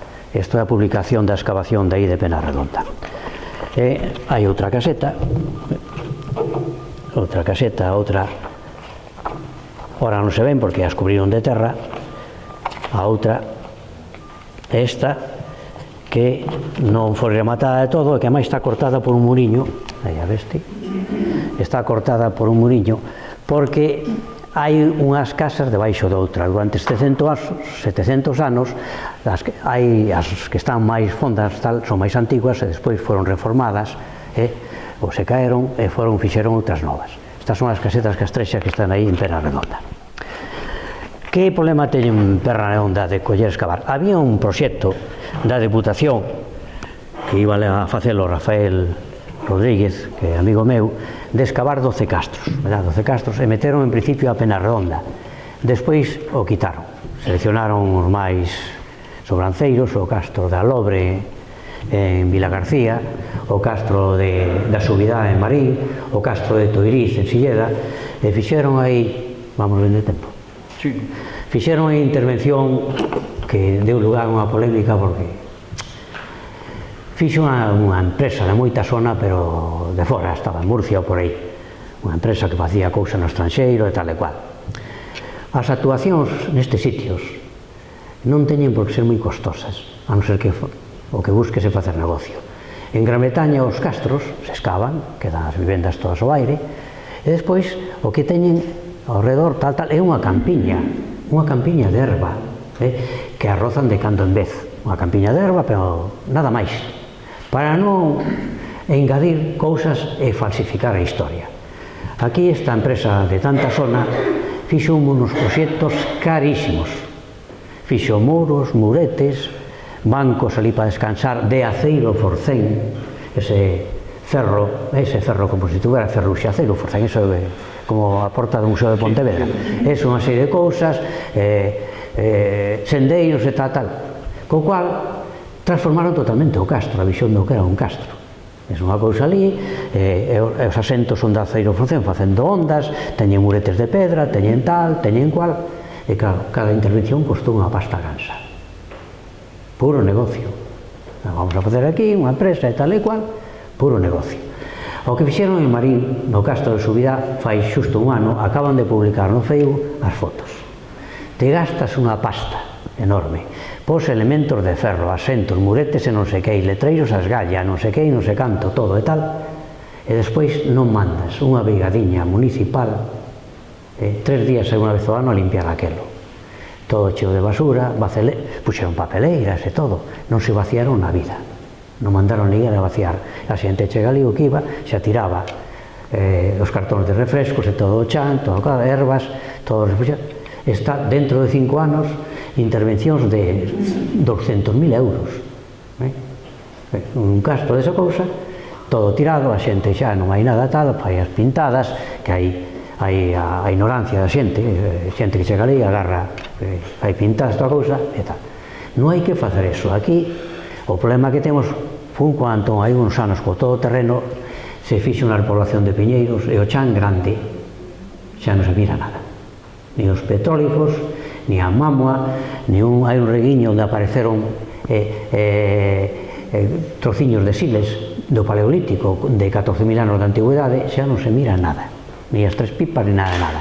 E onde estaban as vivendas estas, había unha matogueira, unha silveira ali, que había que rozar e tal. Si se roza, pois hai que coller, e se descubre eso, fixeron a intervención a Diputación e limpiar, a deixar toda e poñe un panel moi bonitiño e todo o cual, e o camiño, despois había que ir unha vez ao ano a rozar. Non poñer nada desto de aceiro porcén, ni pedras, ni bancos, simplemente poñer prados se se pode, nada máis, pero hai que ir ali se non sale outra vez as silveiras, o mato, a xesta, non facemos nada. Nos vamos a gastar 200.000 euros ali para que despois volva outra vez ao monte. Entendes que é o que está a pasar en Galicia estas cousas. É o que está pasando en Turón. Turón, a intervención costou cerca de 400.000 euros. Plataformas, toda a cousa tal. Hoxe está aquilo medio arruinado todo. Entón, 400.000 euros tirados. Entón, é o que pasa. É o problema da Pena Redonda. Xa digo, que aparte que non ser un castro como Tecla, que tal, pero ten interés científico porque é distinto, unha aldea aberta, xa digo. Se se puxera, pois era outro sitio, punto de interés. Eu vexo deso, para facer de Forzáns un sitio que se poda pasar media xornada, se se preparara a Laxe do Barón, eso de arriba, penso que, voto menos, non tedes unha zona, unha playa preparada, fluvial, non tedes unha zona de baño. Claro, aí está o río, e claro, teñen playa fluvial, ten a Lama, ten Carballedo, ten Vilán, ten Cerdedo, Carballedo ten tres playas fluviais, todas as aldeas teñen tal. Se hai, claro, hai que pedir permiso, agora está moi liado, agora Galicia, medio rural, medio ambiente, Confederación Geográfica, divide e vencerás, e os permisos aquí en España, cada un ten competencia sobre cada metro carado. Para liar a cousa, un trámite dura 2 anos, porque primeiro non sei que, non sei canto, unha cousa que é moi sinxeliña, tuvera competencia unha consellería nada máis, como te está repartido en 50, pois é un lío. Había que facer eses trámites e buscar o sitio aceitado para facer unha zona de baño. Non é nada máis que represar o río con unha cousiña de medio metro, como ten a Lama, como ten Vilán, se represa para que se forme en un sitio que veamos que o río deposita area para facer unha zona axeitada de baño, e entón represado, se fai unha zona, se limpa, se fai unha zona de baño sin perigosa, se quitan as pedras, as rochas, un sitio a beira soleada con un pouco de area, e xa temos unha poliña fluvial. Para os rapaces, para a xente que veña aquí, se pode dar un baño. E despois, un defecto que temos os galegos é o individualismo. Cada un está ao seu. Nos costa moito facer as cousas mancomunadamente. Aquí, a 2 kilómetros está Gaxate. Se queredes traer xente aquí, habendo aí unha pedra preparada, Laxe do Barón, o Castro, hai que actuar tamén en sinerxia, en colaboración con Gaxate. Que ten Gaxate importante? Ten a arquitectura indiana, as casas dos indianos máis bonitas de toda a provincia de Pontevedra. A casa do dono do Hotel Universo dos Trigo, nesa casa ten unha escalinata ao interior, se rodaron 4 ou 5 películas, algunhas estranxeiras, porque é impresionante. Entón, as casas indianas de Gaxate, que foi un pobo moi importante, merecen unha visita. Entón, se temos aí unha Laxe do Barón preparada, Pena Redonda, unha playiña para tal, unha casa de comidas, e ir a Gaxate, xa se pode pasar unha xornada en verán e darte un bañiño. Despois hai outra cousa, o problema do feísmo, que é un problema endémico de Galicia, un problema crónico. Como facemos os arranxos das casas, os arreglos, ou como construímos de cando en vez, o feísmo. Europa, toda Europa, poño un exemplo que me contaba unha migrante galega en Suiza, eso de que cada un non arranxa a súa casa exterior, dentro da casa cada un fa o que queira, te portas dentro, pero fora non. Por qué? Porque a casa é túa e no interior faz o que che peta, pero a casa está formando dun conxunto, dunha paisaxe, dun grupo urbano que é a aldea, o conxunto de casas. Ese conxunto ten que ter armonía, ten que estar integrado. É dicir, no medio de 4 ou 5 casiñas que están axeitadas, ben feitas, con respeto, non pode chegar un no medio facer unha machada. De bloques, as paredes sin enfoscar, sen nada, co tellado de uralita, etcétera, etcétera, e pintada de colores ali, rosa, outro verde, outro azul. Non se pode fazer eso. Por qué? Porque a casa del, pero a aldea como conxunto é de todos, é de todos. E cando alguén a mira de lonxe, mira o conxunto. E, polo tanto, hai que ser solidario e non andar facendo eso que moitas veces non cuesta máis. Outras veces, se queres facer certas cousas, sí, pero outras veces non é cuestión de maior coste, é cuestión de ter bo gusto. Hai unhas normas municipais que hai en canto a alturas, en canto tal, pero que son papel mollado, non se cumplen. Eso xa digo, en Francia, en Inglaterra, en Suiza, non se permite a inspección municipal e te dan as condicións. Mire usted, a altura isto, o tellado deste tipo de material, a fachada pode empregar isto, usted que queira, estes materiais, e os colores donde si está de ladrillo e pintada poden ser isto, e toda a cousa. Non pode facer cada un o que lle pete. Eso en Europa, eso se fai desde hai 100 anos. Pois aquí non se editaron as leis contra o feísmo, de non deixar unha casa pois sin enfoscar, sin recebar, incluso hai unhas axudas da Xunta. Que pasa? Que o capítulo, a cantidade que hai é moi pequena, o sea, non se pode tampouco, a Xunta non pode coller, poñer 4 patacos, a xente pide a subvención, se acaba enseguida, porque está pouco dotada, 1 millón de euros, 2 millóns de euros, e se te queres acabar o feísmo, tens que coller, hai que poñer máis cartos, máis cartos para que a xente, polo menos o que non teña medios, poda facelo. Xa digo, facer de Xustáns, por favor, unha aldea bonitiña, dale con frase, perdoade, xa se meteu aí que estuve lendo unha cousa de Xustáns e vai quedar toda a conferencia con Xustáns, Forzans, bueno, perdoade, de verdade.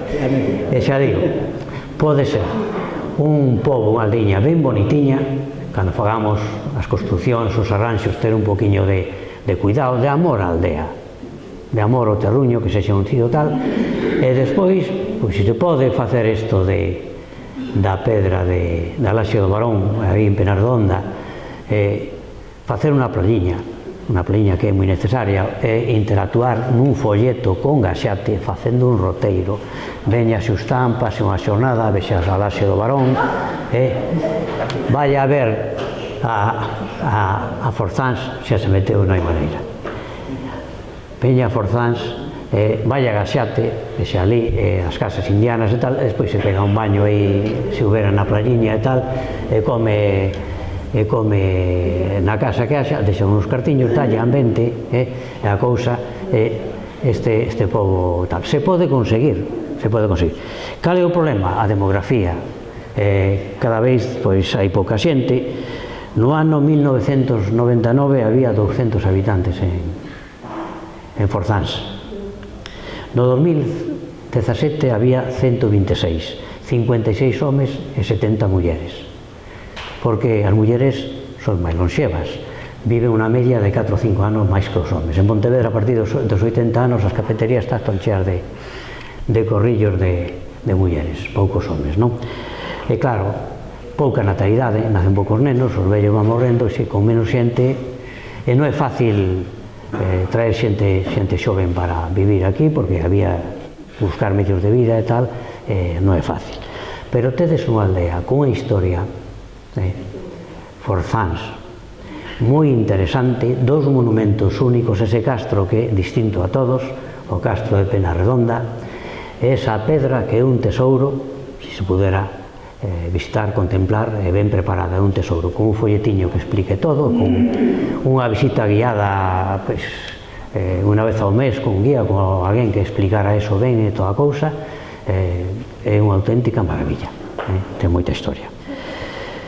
Quería preguntaros o seguinte: a Laxe de Barón non ten lendas, a xente non reparaba en ela. Aí o primeiro que escribiu algo sobre ela foi un amigo meu que se chama Pablo Novoa, un arqueólogo que publicou un artigo sobre a Laxe do Barón no Atlántico Diario nos anos 70. Estaba sin bautizar. Eu preguntei, non sei se ali, se a finca tivera nome. Normalmente en Galicia as fincas teñen nome. Os petróglifos se lle pon o nome da finca onde están situados. Preguntamos, non se sabía nada, a finca de Inés e tal, e como me contaron da historia do Barón, que andou ali facendo, pois a bauticei con o nome da Laxe do Barón. E despois me contaron que era un tipo peculiar, que vivira nunha casoupa en ruínas ali ao lado, que ali ao fondo que había unha casa, que é a casa do Barón. Non sei que me podes contar vos do Barón. Existiu de verdade o Barón? Sí. Era canteiro? Era canteiro. Vivía... É familiar. Josefa, non é familiar súa. Era canteiro. Era tío de José. Sí, tal. E vivía preto da pedra. Ao lado da casa. Pois este sí que se deu conta dos gravados e seguramente se era canteiro, por toda a lógica tuvo que ser o que fixo. Non fixo el, verdad? Machado Pato, ben, eso me dixeron, sí, que era... Pero hai uns gravados modernos, que non teñen máis de 100 anos, ali, que alguén ali con cincel andou fuchicando, fixo unha custodia, do Divino, do Santísimo, ali toda a cousa. Pero, por favor, a ver, que... Éramos moi aficionados a que tocábamos trozos de picos na noite. Sí. E depois unha periña un pico de facer dibujos en algúns pitas. Pois eso, xa. En esa non sei se lle tocaría, mas a verdade esa non Sí. Pero das outras... Sí, as cruces teñen máis de 100 anos, hai cruces ali que son medievais, tranquilamente. Sí. Por que os vellos non lle daban mérito aos petróglifos? Esas pedras, me dixeron a mí en parada, non teñen mérito. Non son dos tan antigos, como digo usted, dos prehistóricos. Esas fixo meu pai, meu avó, que iban con ali, agarraban o cincel, e claro, sabían facer cerviños perfectos, caza de cervos, as figuras todas as circulares perfectas, sabían facer a cazas de cabalos, as pociñas ali, eses círculos que están borradas porque teñen 2000 anos e tal. Entón, hai grabados modernos, pero hai grabados prehistóricos moi antigos que os temos en Gran Bretaña, en Francia, en Portugal, están estudiados en toda Europa, dende Noruega ata Portugal. Están estudiados por todos os arqueólogos, están datados, están estudiados, e os máis antigos son claramente prehistóricos. Por que non lle facían? Porque pensaban que eran deles e pasaban nin caso. A pedra do cervo miraba, era un señor, mira, teño a finca ao lado, recordo de rapaz, ver ali unha cousa e tal, nin caso. Isto é unha cousa que fixeron aí, unha parvada e tal e cual, un cervo de metro e pico, dos maiores de Galicia, que ten unha pedra, e moi enmaquizada, hai un cazador que está borrado, e a representación que ten un arco, está nunha ladeira, e a representación do petróglifo é perfecta da escena. É dicir, un cazador, ladeira abaixo, está perseguindo un cervo, e xa ten 2 flechas clavadas no lombo, e vai detrás del, claramente, unha caza prehistórica. Ahora non hai cervos aí, as están retroducindo corzos, e tal, non hai cervos. Entón, eso, claramente, chegamos ali ao sur con a figura prehistórica. Ben, ouro do Castro de Penarredonda. Daí, de Penarredonda, nin se falaba dela mentre estuvo tapada. Ninguén sabía que había un castro, nin lendas, ni ouro, ni mouros, nin rabo de gaita. Nada, hasta que foron. É certo que foron a minar ali, os de Forzáns, agora vou dicir xa Forzáns, foron a minar ali, como lle contaron a Alfredo, para buscar unha mina de agua. De logo ali... Meu pai buscou ali un manantial que está por debaixo de Socorro. Pois, ali contaron... Aí non tuvo nada. Nada. Pero ali sinalei, anduveron a excavar ao lado das casetas ali, tegouse para buscar agua, non sei cando, a mellor foi uns anos 50 ou antes. No, o Santiago existe. Sí, Está traballando. xa. O sea que, pero, claro,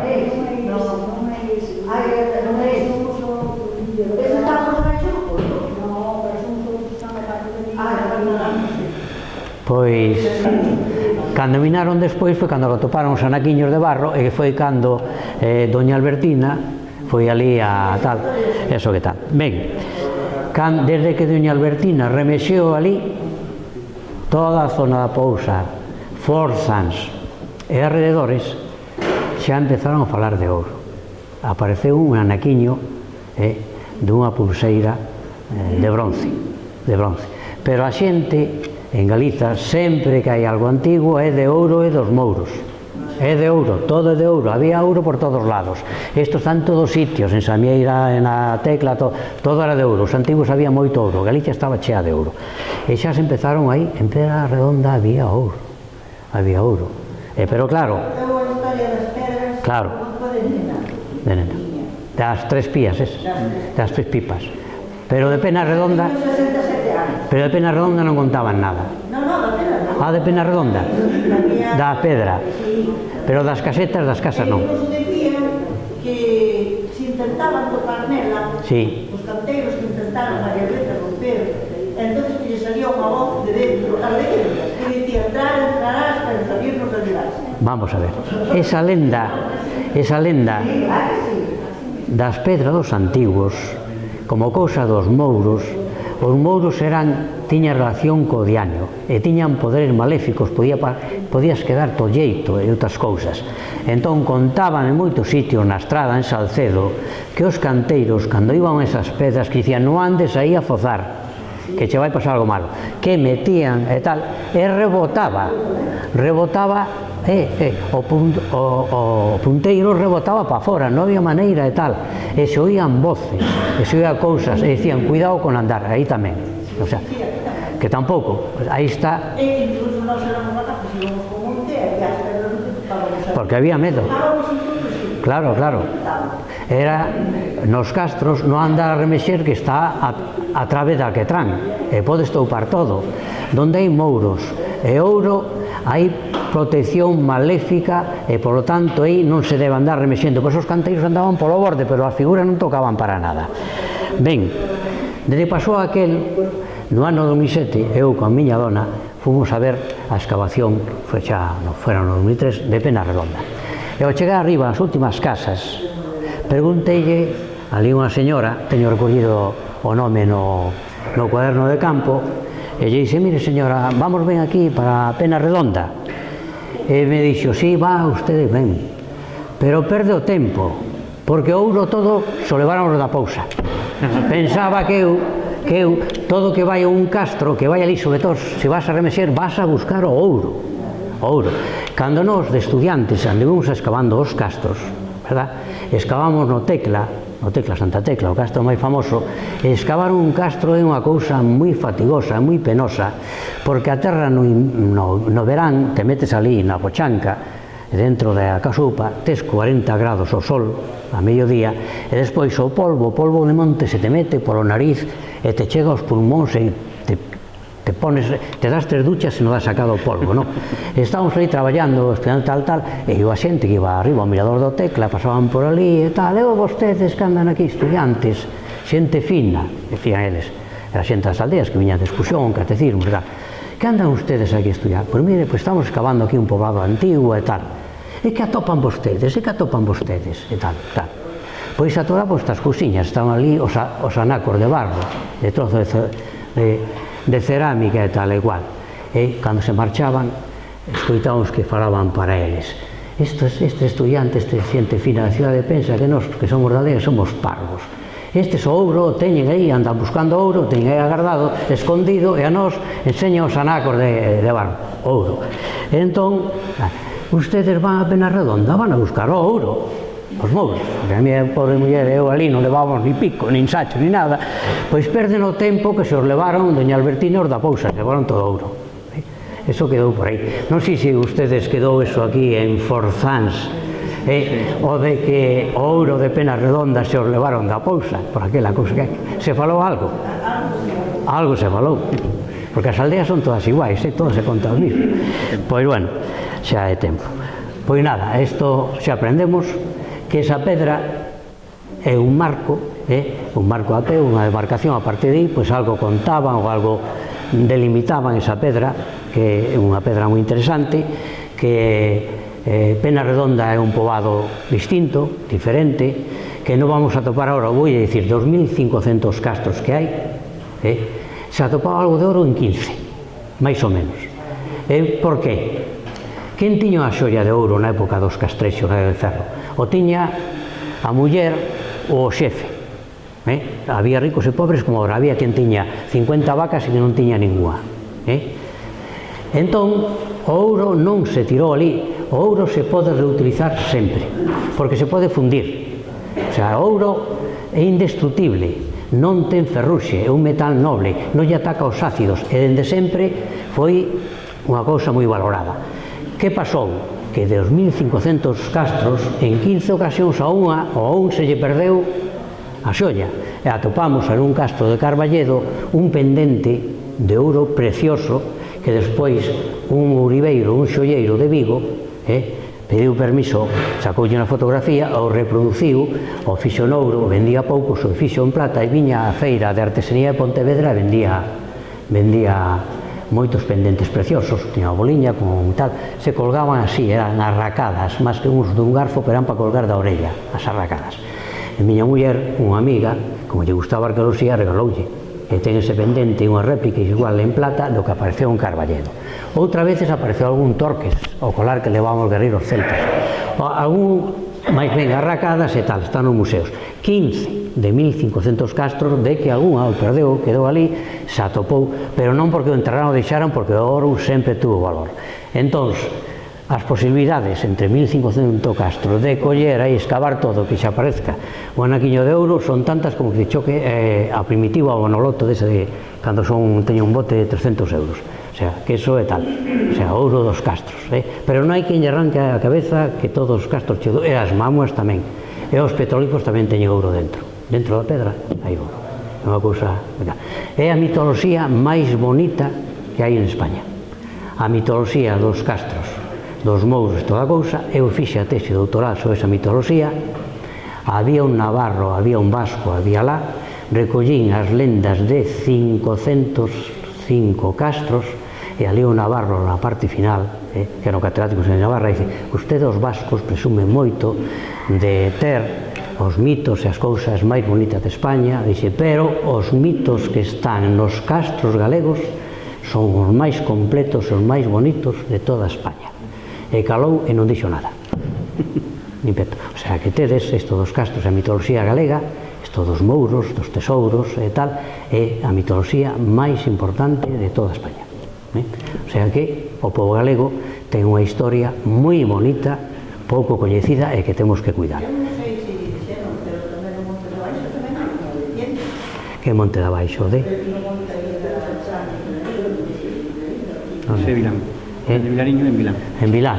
En Vilán, sí. En Vilán, nos estamos, non quería... No, nada, voulle contar unha cousa. A última, se podíamos estar falando tal, pero non se pode ser pesado. Mira, en Vilán pasou unha cousa moi curiosa que está recollida en revistas e en periódicos. No ano 40 e tantos, pouco despois da guerra, no, antes da guerra, na guerra, a ponte de Vilán estaba en mal estado, amenazaba derrubarse. Estando cos andamios reparando unha brigada, pasou o xefe de obras públicas, que era o avó de un meu amigo, de Pontevedra, de Pascual, pasou por ali, estaban revisando, e nada máis pasar a comitiva, a ponte de Vilán derrubouse, e sorte que non pillou os obreiros. Acababan de pasar por ali, porque estaban revisando. E ali, ao pé desa ponte, no río tamén, cerca da playa de ali de Vilán, se atopou en 1930 un torques de ouro, dun poblado castrexo, que había a cousa de que dicían que as divinidades dos ríos, os castrexos, rendían culto ás divinidades dos ríos, decían que de vez en cando lle ofertaban ou ben espadas de bronce ou pode que alguna xoia desas. Non aparece, eso é moi difícil. Atoparon aí e dixeron: cal é o poboado castrexo máis cercano que hai a aguas arriba do Oitavén? Pois o de Gaxate, que podía ser. Entón, o relacionado co de Gaxate, e Alfredo decía: e por que non os de Pena Redonda? Tamén pudo ser que botaran aí, ou se perdera aí ese río. Pero foi atopado. Que pasou? Que veu a guerra e rematamos, e a guerra, non sei sabedes, ao comezo da guerra facía falta diñeiro para as armas, e na zona nacional, na zona de Franco, se fixo un edito, unha petición que era casi unha obligación de doar as pezas de ouro que tiña a xente para fundilas e facer diñeiro para comprar as armas. Entón, os que eran moi falanxistas e moi tal, doaron. Hubo xente en Pontevedra moi da causa que doou o anel de casado para fundilo, eso iba despois, e o ouro sabedes que se pasa a dólares, a pesetas e mercaban armas. Se sospeita que ese colar que estuvo na casa ali, hai unha foto del como era moi sencilliño, que remataban 2 bolas, pois pode que a familia deste señor o doara a dar porque estuvo no Museo de Pontevedra e desapareceu. Nunca se supón que se fundiron ou está extraviado, se perdeu. O Torques de Pontevilán, o único Torques que apareceu por aquí. A do Monte, sí. Hai unha pedra como unha fochanca, sí. Sí. Sí, bueno, a esa sí, o Capitán Vilán. O Capitán Vilán. Ten que ver con un ataque dos árabes aquí no ano 700? Sí, mira. Ese sepulcro é un sartego, faltalle a tapa, é un sartego como que hai no... Sí, o que hai na capela de San Vicente de Parada. Bueno, aí contaban que na Guerra dos Mouros viñeran tal, un capitán moi valente, o capitán morreu loitando contra os mouros e fixeron sepulcro. A verdade histórica é moito máis interesante. Nas crónicas asturienses, o sabio máis grande que había en España, o maior especialista en Edade Media, era don Claudio Sánchez Albornoz, que foi presidente da República Española no exilio, o home que sabía máis da idade dos mouros e tal de España. Entón, este home, estudiando, apareceu unha batalla que tuvo lugar aquí en Galicia, que se chamou a Batalla do río Anceo, porque o río tamén por aí chamáballe Anceo. Este home está recollido. Para ver eso, veu dende Madrid a Pontevedra en tren e despois en coche achegouse hasta Vilán e hasta Anceo. El se supón que na Chan de Vilán foi onde tuvo lugar a batalla, porque os árabes non había todavía califato, era emirato, o emir de Córdoba, era o principio da invasión. No verán eran máis fortes os cristiáns, que tiña máis que Asturias e un poquinho de Galicia, e hacían incursións, hacían entradas aquí, viñan por Portugal, racias, aceifas, se metían por Portugal, subían cara a Galicia, e chegaron hasta aquí, hasta a Chan de Vilán. O rei de Asturias veu correndo, e parece ser que nesa Chan tivo lugar a batalla. E aí, de aí a lenda do sepulcro do Capitán de Vilán. A mí me contaron a xente de Vilán que eles, pero hai que ter moito cuidado coa imaginación, xente cuidado, que nesas campas, cando se achaban, aparecían ferramentas, trozos de ferro. Se houve unha batalla, tuvo que haber restos de lanzas, de espadas, unha cousa, e se se esquivara todo eso, mellor aparecía. Don Claudio dixo efectivamente que aí tuvo lugar esa batalla entre o rei de Asturias, entón era o reino de Asturias. Está nas crónicas. Está documentada. Como se chama que este home de Cuevas, era, non? Tampouco é tan bello. Ele dice que chegou a encontrar restos desa batalla. Foi a batalla máis importante entre mouros e cristiáns que hubo en Galicia na época do reino asturiano. despois sería o Reino de León, etcétera, etcétera. Sí, sí, sí. O sea que... Os 5 montículos que hai. Sí. Eu escribí un artículo no Faro de Vigo dicindo esa batalla no chan de Vilán, a batalla esa, que chamaban o río, chamaban Río Anceo. O sea, que fixades a historia aquí, importante de todos estes sitios, e tedes historia. Vos, actuando en sinerxia con Vilán e con Gaxate, actuando ben e tal, e cuidademe a aldea, fazer unha aldea que sea xeitosiña, cuidademe a aldea, non cuesta nada facer as coiñas ben, ter a cousa ben. É unha pleña fluvial aí, isto me llevaría moitísimo. Bueno, foi un placer, me enrollei demasiado, podíamos estar falando hasta mañán, porque tiras dun cabo e sale outro. Perdón pola, coño, con xustans, perdón por xustans, porque claro, é moi fácil con forzans, perdón, e bueno, aquí se está moi ben, sou de xente moi amable e tal, e sempre dá gusto vir aquí. Moitas grazas a vos por...